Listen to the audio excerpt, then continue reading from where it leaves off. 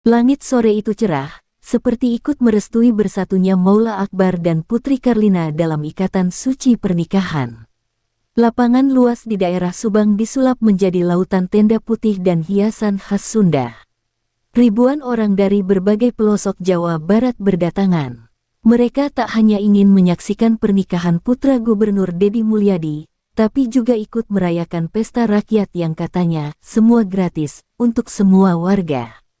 Alunan degung dan sinden terdengar megah dari atas panggung, menyambut tamu dari berbagai kalangan, dari pejabat tinggi, tokoh agama, hingga pedagang kecil yang datang berboncengan motor tua. Di atas panggung, Deddy Mulyadi berdiri gagah mengenakan iket Sunda dan jas hitam tradisional. Ia tersenyum, menatap lautan manusia yang datang tanpa diundang, tapi disambut penuh hormat. "Ini pesta bukan untuk keluarga saya," ucapnya dalam pidato singkat, "ini pesta untuk rakyat Jawa Barat." Sambutan itu disambut gemuruh tepuk tangan dan sorakan hangat. Spanduk bertuliskan, "Makan gratis. Nasi liwet lengkap untuk semua." Terpampang besar di sisi tenda makanan. Ribuan warga langsung mengantre, sebagian membawa anak-anak. Mereka tak sabar ingin merasakan apa yang jarang mereka bisa nikmati, nasi liwet lengkap, ayam goreng, sambal terasi, dan lalapan segar, semua gratis. Namun di balik euforia itu, panitia mulai kewalahan. Tenda makan tak cukup menampung antrean yang makin menggila. Sistem distribusi makanan yang disiapkan dengan niat baik berubah jadi keos. Suara panitia yang meminta warga sabar, tenggelam dalam riuh antrean. "Minggir, anak saya masih kecil, jangan dorong-dorong," teriak seorang ibu, sambil mendekap erat bocahnya. Langkah kaki mulai terdorong, barisan mulai bergoyang, orang-orang mulai menekan ke depan, khawatir kehabisan jatah. Tenda makanan yang hanya ditopang tiang aluminium mulai bergetar. Seorang kakek terjatuh, tubuhnya tertindih dua orang lain yang ikut terjungkal. Jeritan mulai terdengar, tapi tak terdengar jelas, tertutup hiruk-pikuk dan dentuman gendang di panggung utama. Di sudut tenda, seorang panitia muda berteriak, "Berhenti dorong." Ada yang jatuh, tapi tak ada yang benar-benar bisa menghentikan desakan itu. Dalam hitungan menit, kekacauan menjadi kepanikan massal. Wajah-wajah bahagia berubah menjadi pucat. Beberapa panitia nekat naik ke tiang tenda, melambaikan tangan ke arah panggung utama, berharap diperhatikan.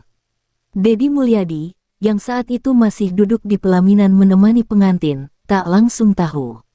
Semua terasa baik-baik saja dari kejauhan. Tapi begitu ajudannya membisikkan kabar bahwa ada korban jatuh di antrean makanan, ia sontak berdiri. Wajahnya berubah pucat. "Berapa orang? Apa masih hidup?" tanyanya dengan suara bergetar. Ambulans dikerahkan, tapi jalan masuk sudah macet total. Warga berdesakan, kendaraan tak bisa bergerak. 3 tubuh tak bergerak akhirnya berhasil dievakuasi ke belakang tenda. Seorang ibu, seorang kakek, dan remaja laki-laki, semua sudah tak bernyawa saat tim medis datang. Di tengah keramaian, seorang panitia terduduk sambil menangis, wajahnya berlumuran keringat dan air mata. Senja mulai turun, pesta masih berlangsung di atas panggung, tapi suasana sudah muram di bawah tenda makanan. Kegembiraan hari itu terpotong seperti wayang yang talinya putus. Deddy Mulyadi berdiri di balik tirai panggung, menatap jauh ke arah kerumunan. Di hatinya, pesta yang ia maksudkan sebagai ungkapan cinta untuk rakyat telah berubah menjadi luka yang tak terbayangkan. Aroma nasi liwet yang semula menenangkan kini berubah menjadi jejak terakhir dari sebuah kesalahan.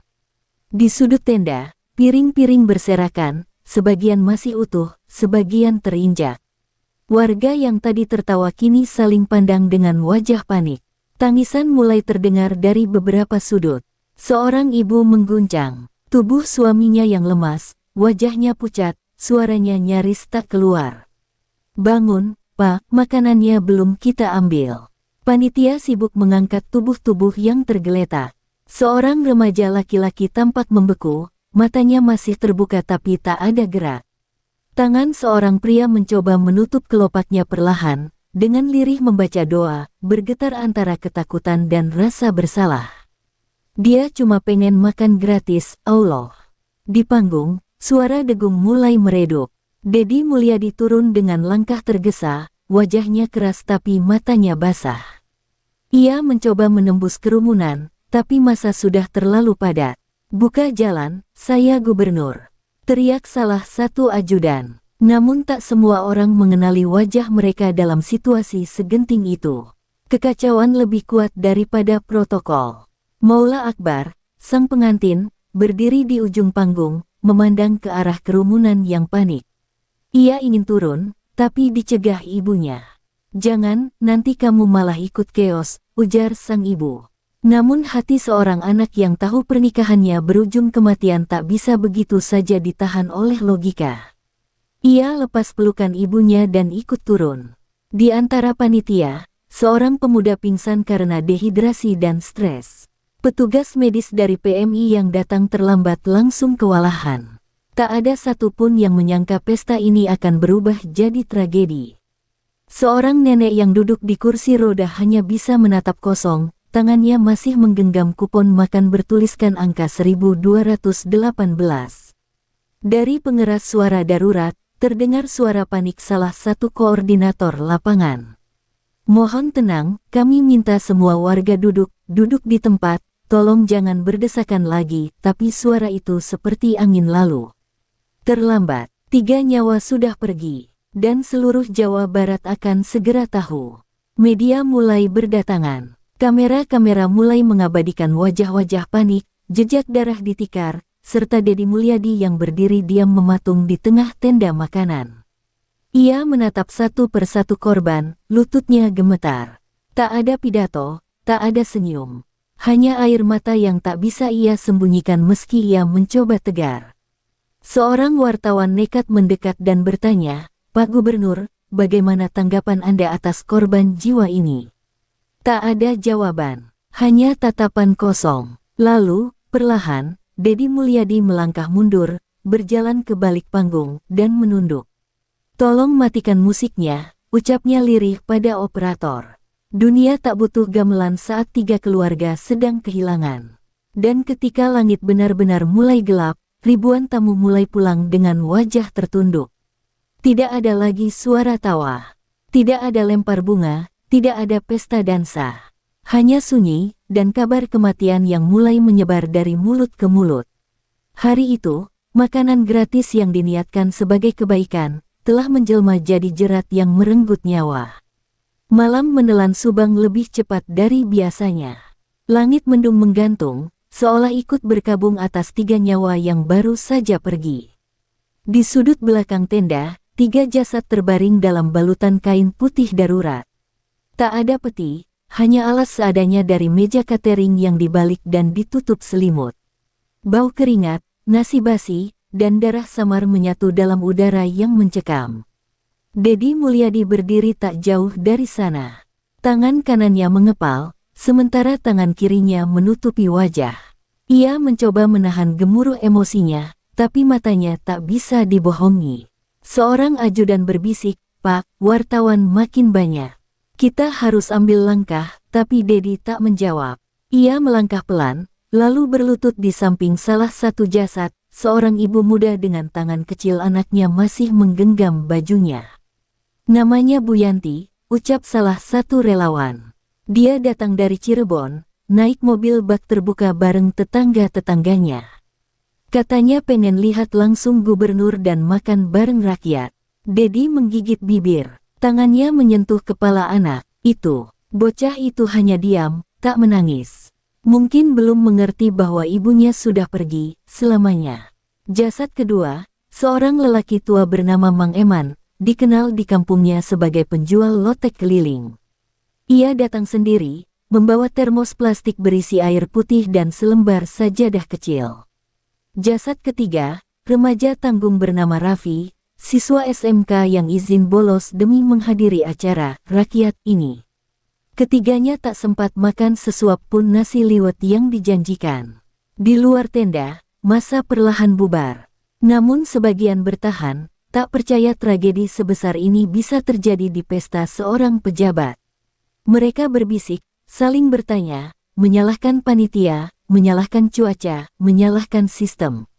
Tapi sebagian lainnya hanya diam, menatap, mengingat, dan berharap waktu bisa diputar ulang. Beberapa akun media sosial mulai menyebarkan video dari warga. Potongan-potongan video memperlihatkan detik-detik desak-desakan, tubuh yang tergeletak, suara jeritan, hingga ekspresi hampa Deddy Mulyadi. Dalam waktu 3 jam, tagar-tagar tragedi Liwet menjadi trending nomor 1 nasional. Netizen terbelah, sebagian marah, sebagian simpati, sebagian bingung, mengapa niat baik bisa berujung maut. Di dalam ruang darurat tenda, Maula Akbar masih mengenakan beskap pengantin, namun wajahnya pucat dan kancing bajunya sudah terbuka sebagian. Ia duduk di lantai, punggung bersandar pada tiang, dan mata menatap kosong. Putri Karlina, istrinya, menunduk dalam diam. Gaun putihnya sudah kotor oleh tanah dan cipratan nasi. Mereka menikah hari ini, tapi dunia tidak memberinya pesta, melainkan aib dan air mata. Deddy bangkit dan mengumpulkan seluruh panitia. Mulai malam ini, seluruh rangkaian pesta dibatalkan. Hentikan semua acara. Kembalikan semua tamu. Ini bukan pesta lagi, ini duka, ucapnya tegas, namun suaranya bergetar. Seorang panitia menangis di tempat, merasa bersalah. Tapi Deddy menepuk pundaknya, bukan salah kamu seorang. Ini salah kita semua, dan saya akan bertanggung jawab. Di tengah lautan kamera dan sorot lampu, Deddy akhirnya berjalan menuju media. Ia belum berbicara, belum sekarang, tapi langkahnya jelas, ia tak akan kabur dari tragedi ini. Dan malam itu, di antara 3 jasad dan ribuan kecewa, satu hal berubah dalam dirinya, ia bukan lagi hanya seorang gubernur yang merayakan pernikahan anaknya. Ia kini adalah pemimpin yang harus berdiri di tengah badai. Subuh belum datang, tapi rumah dinas Gubernur Jawa Barat sudah dipenuhi lampu kamera dan suara wartawan. Pagar depan dijaga ketat, namun mikrofon dan perekam suara tetap terangkat tinggi, berharap menangkap sepatah dua patah kata dari dalam. Namun, tak ada yang keluar. Tak ada pernyataan. Hanya sunyi yang menggantung di balik dinding batu dan kaca jernih itu. Di dalam, suasana tak jauh berbeda dari semalam. Deddy Mulyadi duduk termenung di ruang kerja, mengenakan pakaian putih polos tanpa ikat sunda seperti biasanya. Ia tak menyentuh kopi yang disuguhkan ajudannya. Di hadapannya, lembaran kertas pernyataan resmi terbentang, namun belum ditandatangani. Setiap kata terasa sia-sia dibanding luka yang telah terjadi. Sementara itu, Maula Akbar dan Putri Karlina masih dikunci dalam diam di kamar belakang. Gaun pengantin sudah tergantung di lemari, tapi wajah Putri masih sembab. Tangisnya semalam belum sepenuhnya reda. Ia berulang kali berkata lirih, kenapa harus di hari bahagia kita? Maula hanya bisa menggenggam tangannya. Ia tahu, tak ada jawaban yang bisa meredakan rasa bersalah yang mendera. Media sosial makin panas. Netizen tak berhenti berspekulasi. Beberapa menyebut pernikahan itu sebagai pencitraan murahan. Ada yang mengedit foto pernikahan mereka dengan latar pemakaman. Ada pula yang membuat narasi konspirasi, menyebut ini sebagai bukti gagalnya kepemimpinan. Di sisi lain, simpati juga berdatangan. Deddy, salah, tapi dia manusia juga, tulis seorang warga di akun Twitter. Namun, tekanan dari luar hanyalah bayangan kecil dibanding yang dirasakan dari dalam. Deddy terus memutar video tragedi itu di laptopnya. Detik demi detik ia saksikan ulang, jerit warga, tubuh terinjak, panik yang tak terkendali. Wajah-wajah itu menghantuinya. Ia tak bisa tidur, ia tak bisa makan. Ia bahkan tak sanggup melihat wajah anaknya sendiri. Istrinya datang mendekat, duduk di sebelahnya tanpa berkata apa-apa. Ia tahu Deddy sedang dililit perasaan bersalah yang dalam.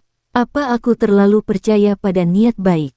Gumam Deddy pelan. Apa aku salah mengira bahwa kasih sayang rakyat adalah jaminan keselamatan mereka? Istrinya menggenggam tangannya, tapi Deddy menarik napas panjang. 3 nyawa, bukan angka. Itu anak, itu ayah, itu ibu. Di luar, staf komunikasi terus memohon agar gubernur segera tampil memberi pernyataan resmi. "Pak, publik menunggu. Kalau kita diam terlalu lama, narasi mereka akan membunuh Bapak," ucap salah satu staf dengan nada cemas. Namun Dedi hanya menjawab, "Biarkan saya diam sebentar. Saya ingin bicara bukan sebagai gubernur. Saya ingin bicara sebagai manusia." Malam makin larut. Di layar TV ruang tamu, berita nasional menampilkan suasana pemakaman korban. Tangis pecah di setiap tayangan. 3 keluarga kehilangan harapan mereka karena satu keputusan yang tampaknya baik tapi kurang siap. Dan di tengah semua itu, Dedi hanya bisa mengatupkan kedua tangannya di wajah. Ia ingin bicara, tapi lidahnya keluh. Ia ingin minta maaf, tapi takut dianggap hanya sedang menyelamatkan diri. Pagi menjelang, sorot matahari menembus celah jendela ruang kerja. Dedi bangkit perlahan. Ia menatap cermin di hadapannya. Wajahnya tampak lebih tua 1 dekade hanya dalam semalam. "Sudah cukup diam," katanya pada dirinya sendiri. "Hari ini, saya bicara." Pukul 10 pagi, halaman depan rumah dinas Gubernur Jawa Barat dipenuhi puluhan wartawan dari berbagai media nasional. Kamera-kamera sudah siap siaga, tripod berdiri kokoh, dan mikrofon-mikrofon saling berebut ruang. Suasana hening yang menekan itu pecah ketika pintu besar terbuka perlahan, dan sosok Dedi Mulyadi akhirnya muncul. Tak seperti biasanya yang selalu tampil dengan senyum dan pakaian adat lengkap, hari itu Dedi hanya mengenakan kemeja putih sederhana dan celana hitam. Rambutnya tidak ditata, matanya merah. Ia berjalan pelan ke podium kecil yang telah disiapkan staf. Tidak ada latar mewah, tidak ada dekorasi. Hanya bendera merah putih dan langit mendung yang menyelimuti. Beberapa detik pertama, ia hanya berdiri diam. Matanya menyapu satu persatu kamera di depannya, lalu berhenti pada titik kosong di kejauhan. Ia menarik napas dalam, lalu membuka mulut. Suaranya serak. "Saya berdiri di sini, bukan sebagai gubernur Jawa Barat, tapi sebagai ayah, sebagai suami, sebagai manusia yang hari bahagianya berubah menjadi luka bagi 3 keluarga." Ia berhenti sejenak, menunduk. "Saya tidak akan menyalahkan cuaca, tidak akan menyalahkan panitia, saya tidak akan menyalahkan kerumunan. Semua ini adalah tanggung jawab saya." Ia menatap langsung ke kamera, lalu melanjutkan, "Saya yang mengundang rakyat datang. Saya yang menawarkan makan gratis. Saya yang lalai memperkirakan risiko. Maka, saya juga yang harus memikul akibatnya." Dari balik layar TV nasional, jutaan warga menonton. Ada yang meneteskan air mata, ada yang mencibir, ada yang terpaku dalam diam. Tapi satu hal tak bisa dibantah, pidato itu tak dibuat-buat. Itu suara seorang lelaki yang benar-benar hancur. Bu Yanti, Mang Eman, dan Raffi, 3 nama yang tidak pernah saya kenal sebelumnya, namun kini menghuni mimpi buruk saya, ucap Dedi dengan suara bergetar. "Saya sudah melihat wajah mereka.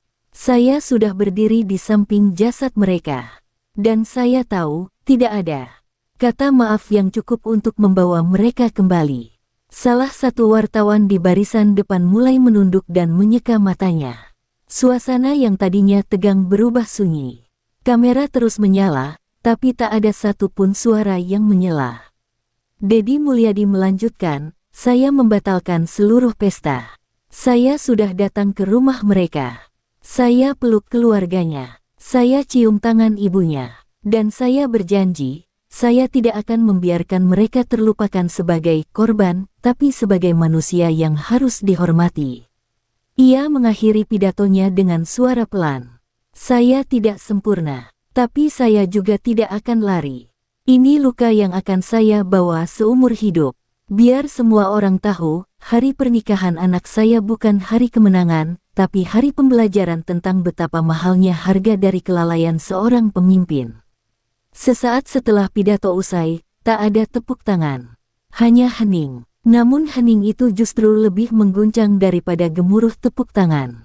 Dedi turun dari podium, berjalan pelan masuk ke rumah, dan menutup pintu di belakangnya. Di luar, Kamera-kamera masih menyala, tapi semua tahu momen itu akan dikenang selamanya. Setelah pidato yang mengguncang publik itu, Deddy Mulyadi menutup diri dari dunia luar.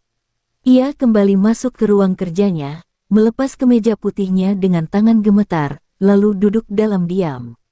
Mikrofon, kamera, dan sorotan media sudah tak ada, tapi perasaannya tetap sesak. Ia menatap cermin besar di depannya, bukan untuk membenahi penampilan, tapi untuk bertanya, apakah aku masih pantas disebut pemimpin? Di luar rumah dinas, ribuan komentar terus mengalir di media sosial. Video pidato Deddy dibagikan jutaan kali. Sebagian besar warganet terdiam oleh kata-katanya. Tapi bukan pujian yang membuatnya terdiam, melainkan video lain yang muncul kemudian, tangisan keluarga korban saat menonton pidato itu dari rumah masing-masing. Lihat, Mak, Pak Gubernur minta maaf, ucap seorang anak kecil di video viral, menunjuk layar TV kecil di rumah panggung yang nyaris roboh. Sang ibu, perempuan muda berjilbab dengan wajah letih, tak berkata apa-apa. Ia hanya menangis sambil mengelus kepala anaknya. Itu istri dari Mang Eman, penjual lotek yang tewas terinjak di acara itu. Di rumah lain, Raffi, remaja yang juga jadi korban, disambut warga kampung dengan pelukan dan doa. Ibunya, sambil mendekap foto anaknya yang masih mengenakan seragam pramuka, menonton rekaman pidato Deddy dari ponsel milik tetangga. Andai anak saya masih hidup, dia pasti bangga dengar Pak Deddy ngomong begitu, bisiknya pelan, di antara isakan. Sementara itu, istri Deddy memeluk Putri Karlina di kamar belakang. Gaun pengantin anaknya sudah dilipat, tak akan pernah dipakai ulang. Kadang pernikahan bukan tentang bahagia, tapi tentang belajar menanggung kenyataan, ucap sang ibu lirih. Putri hanya mengangguk sambil menangis di pelukan ibunya. Ia merasa kehilangan sesuatu yang tak bisa dijelaskan, hari bahagianya telah berubah menjadi beban hidup. Maula Akbar, sang pengantin pria, duduk seorang diri di teras lantai 2. Matanya memandang langit sore yang kelabu. Di tangannya, ia menggenggam amplop kecil bertuliskan, "Terima kasih telah datang ke pernikahan kami." Amplop itu ditemukan di tangan salah satu korban, Bu Yanti. Tak ada isi uang di dalamnya. Hanya kartu ucapan. Tapi Maula merasa seolah sedang memegang surat kematian. Deddy akhirnya keluar dari ruang kerjanya malam itu.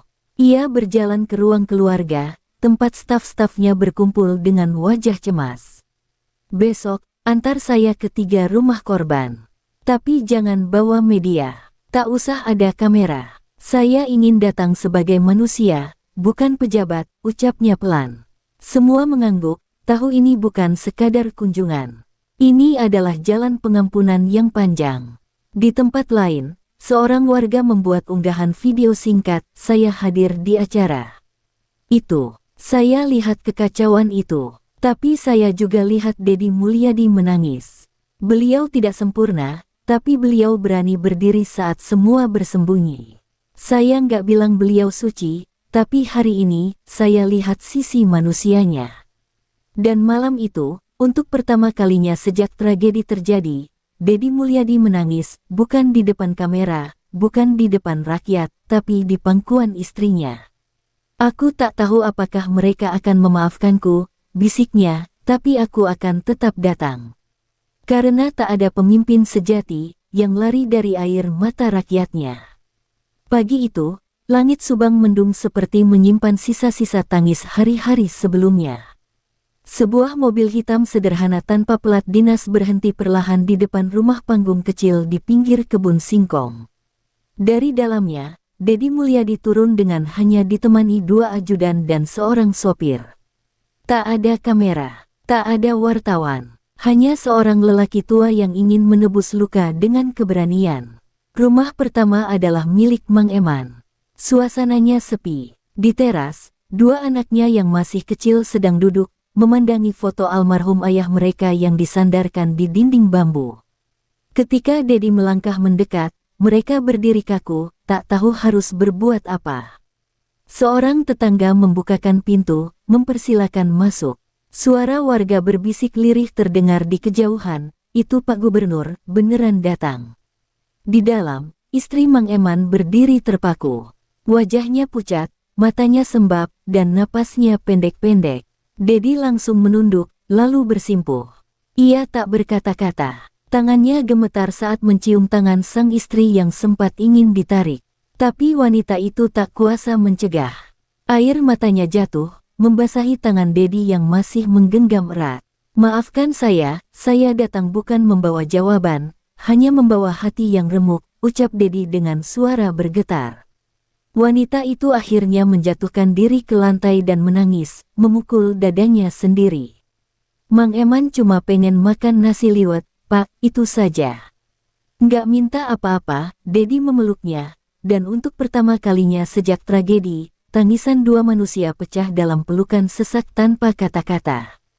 Dari rumah Mang Eman, mobil itu bergerak menuju kampung Bu Yanti. Jalan sempit yang hanya muat satu mobil membuat kendaraan harus berhenti agak jauh. Dedi berjalan kaki, disambut tatapan warga yang diam namun penuh rasa hormat. Beberapa dari mereka bahkan mengangguk kecil, seolah mengatakan, kami tak menyangka Anda berani datang, Pak. Bu Yanti telah dimakamkan 2 hari sebelumnya. Suaminya duduk di beranda, menatap kosong ke jalan tanah. Ketika melihat Dedi datang, pria itu berdiri, namun bukan dengan kemarahan. Ia menunduk dalam, dan saat Dedi mendekat, mereka saling menatap dalam diam. Saya hanya suami seorang ibu rumah tangga, Pak. Tapi hari ini, rumah saya dikunjungi orang paling kuat di Jawa Barat. Bukan karena jabatan, tapi karena luka yang sama. Dedi tak bisa menahan air matanya. Ia memeluk pria itu, dan untuk sesaat, dunia seperti membungkam. Di dalam rumah, anak-anak Bu Yanti melihat dari balik pintu. Mereka tak mengerti sepenuhnya, tapi mereka tahu orang yang datang ini bukan sekadar tamu. Ia adalah alasan ibunya tak pulang hari itu, dan juga orang pertama yang datang meminta maaf secara langsung. Rumah terakhir adalah rumah Raffi, siswa SMK yang bercita-cita menjadi teknisi. Ibunya, seorang janda pekerja laundry, sudah menyiapkan bunga di depan pintu.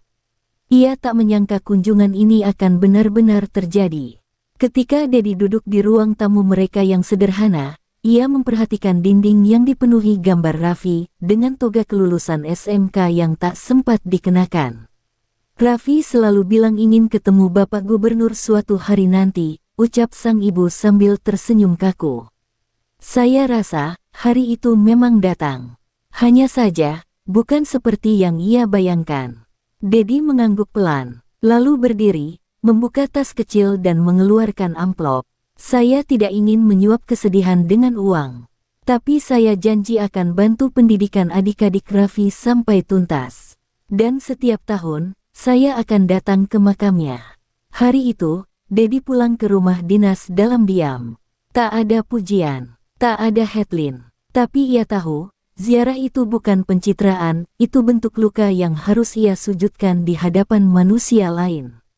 Dan mungkin, inilah kepemimpinan yang sejati, bukan berdiri di atas podium, tapi bersimpuh di depan keluarga yang kehilangan segalanya karena satu keputusan yang ia buat. Langit Bandung memerah saat senja menggantung, namun suasana di dalam pendopo gubernur justru semakin gelap. Dedi Mulyadi duduk diam di ruang pribadinya, ditemani secarik kertas yang tak kunjung ia tanda tangani. Itu adalah naskah pidato yang telah disiapkan tim komunikasinya, sebuah pernyataan resmi, netral, dan penuh diplomasi. Namun hatinya tak tenang. Kalimat-kalimat itu terasa dingin, terlalu teknis untuk menggambarkan luka mendalam yang ia rasakan. Di luar, rakyat terus menunggu.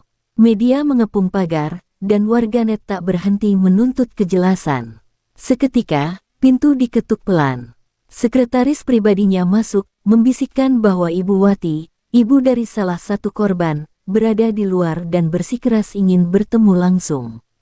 Dedi berdiri, bawa dia masuk, katanya lirih. Tak lama, seorang perempuan paruh baya dengan mata sembab masuk, tangannya gemetar, memegang foto anak lelakinya yang kini hanya tinggal kenangan. Hening menyelimuti ruangan. Aku bukan datang untuk marah, Kang, ucap Ibu Wati, suaranya serak. Aku cuma mau tahu, apakah nyawa anak saya hanya akan jadi angka statistik? Dedi terdiam, matanya menatap lurus, tapi pandangannya kosong. Ia merasa seperti dipukul dari dalam. Kata-kata ibu itu menusuk lebih dalam dari sorotan media manapun. Dengan perlahan, Dedi mendekat dan duduk bersimpuh di hadapan Ibu Wati. Bu, saya tidak minta maaf sebagai gubernur. Saya minta maaf sebagai ayah, sebagai manusia. Suaranya pecah. Ibu Wati menangis, bukan histeris, tapi tangisan yang dalam, seolah menyuarakan duka ribuan ibu lainnya. Dedi menggenggam tangan perempuan itu. Tak ada janji, tak ada politik, hanya kejujuran yang sunyi. Pertemuan itu membuka luka yang selama ini tertutup oleh protokol dan formalitas. Setelah Ibu Wati keluar, Dedi berdiri dan merobek naskah pidato resmi. Ia mengambil pena dan mulai menulis ulang dengan tangannya sendiri. Bukan kalimat tim komunikasi, melainkan suara hatinya yang tak sanggup lagi diam. Malam harinya, Dedi memutuskan menggelar konferensi pers dadakan. Ia berdiri sendiri di podium, tanpa pengawalan, tanpa jas kebesaran gubernur. Kamera merekam setiap kerut di wajahnya, setiap getar di suaranya. 3 nyawa hilang dalam acara keluarga saya, katanya lirih. Dan saya tak akan lari dari itu. Saya tak ingin mencari kambing hitam.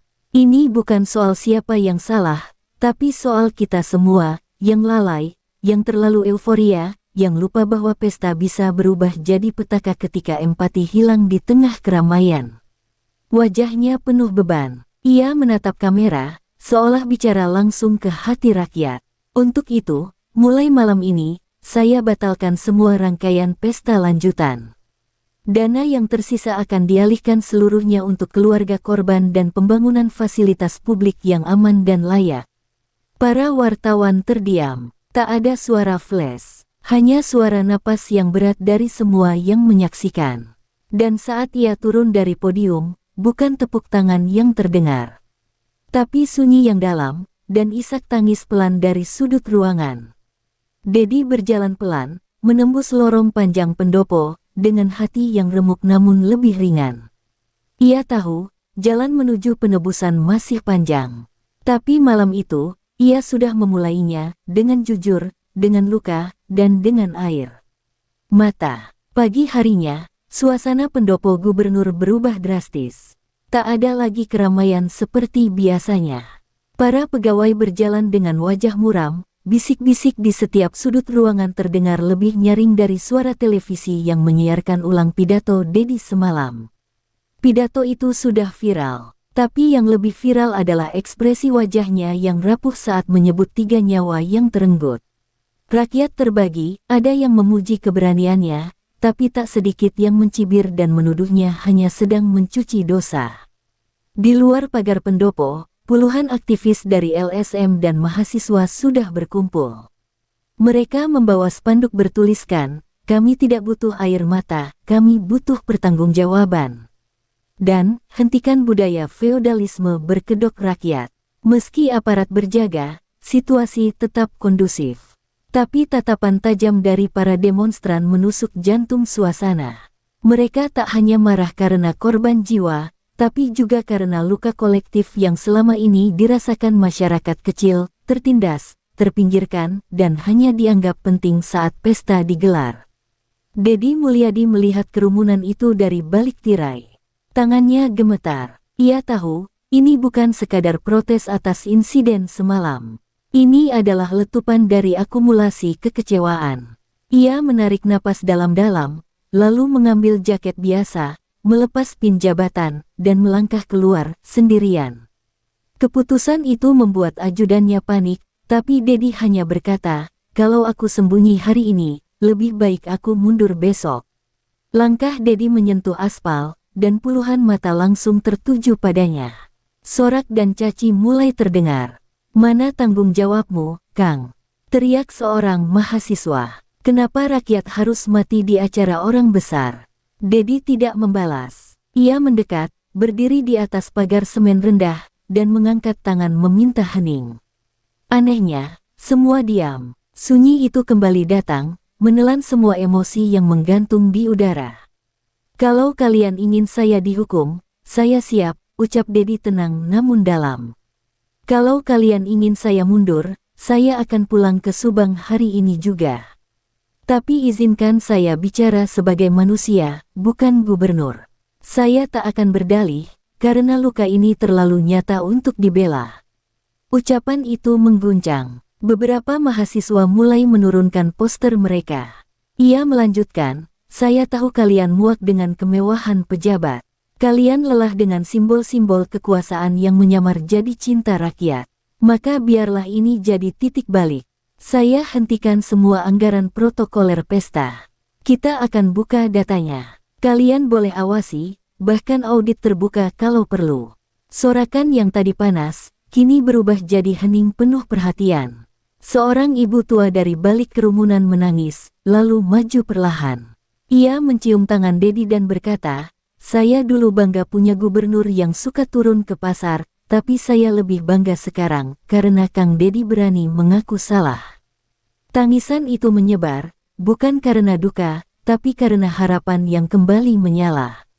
Mungkin, untuk pertama kalinya, mereka merasa didengar. Dedi kembali ke pendopo bukan sebagai pahlawan, tapi sebagai pemimpin yang remuk namun jujur.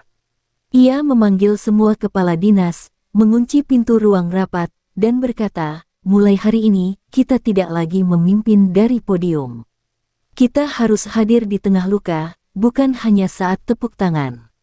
Tak ada satupun yang berani membantah. Aura di ruangan itu berubah. Semua tahu, ini bukan lagi soal jabatan. Ini soal martabat, dan saat malam datang, rakyat yang semula marah mulai meninggalkan halaman pendopo.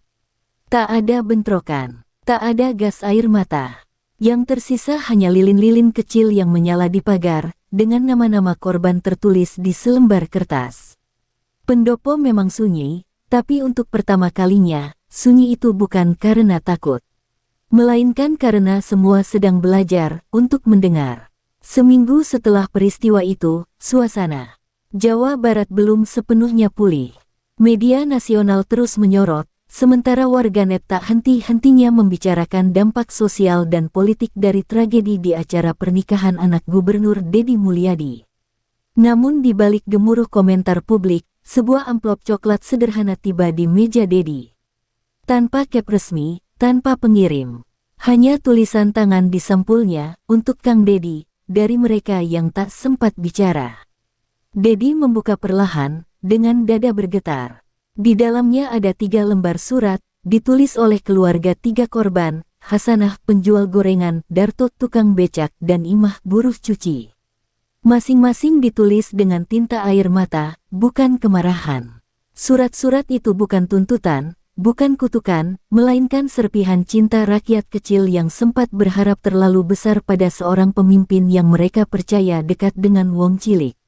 Surat pertama dari anak Hasanah, menulis, ibu sangat bangga pada Kang Dedi. Saat dengar ibu diundang ke acara mewah, dia bilang ini mimpi. Tapi ternyata, mimpi kami justru berakhir jadi makam. Tolong, Kang, jangan biarkan rakyat lain bermimpi kalau akhirnya harus membayar dengan nyawa.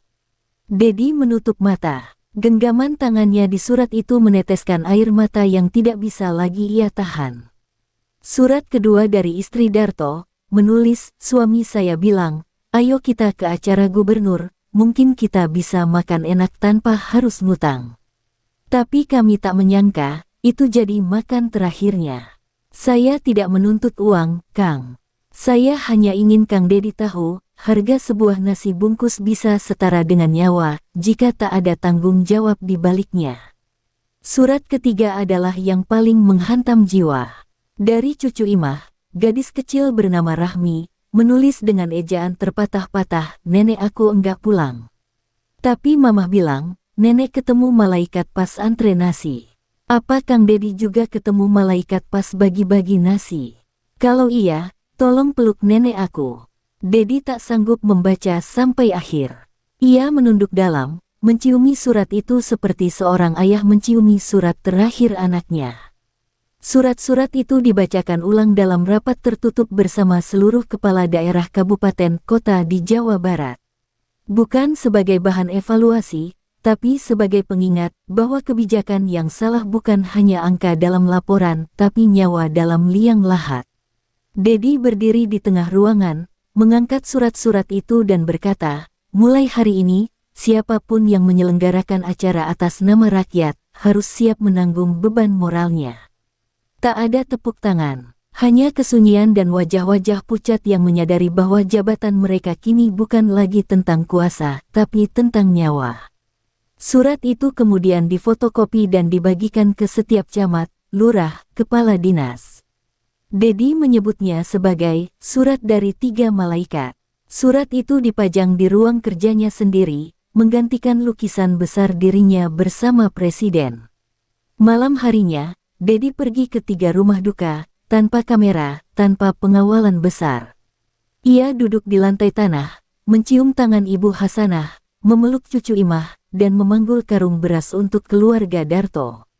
Tak ada pidato, hanya tatapan mata dan bisikan, maafkan saya, ya. Terima kasih sudah mau memaafkan saya meski belum sempat saya minta. Langit malam itu penuh bintang, tapi di hati rakyat Jawa Barat, yang bersinar bukan hanya langit, melainkan luka yang perlahan berubah jadi pelajaran. Sebuah tragedi yang seharusnya tak pernah terjadi, namun kini menjadi gerbang bagi kebangkitan nurani seorang pemimpin. Dan ketika hari esok datang, Kang Dedi tak lagi berjalan sebagai gubernur yang dielu-elukan. Ia berjalan sebagai manusia yang telah belajar cara paling menyakitkan untuk mendengar suara rakyat, lewat tangisan dan surat yang tertinggal.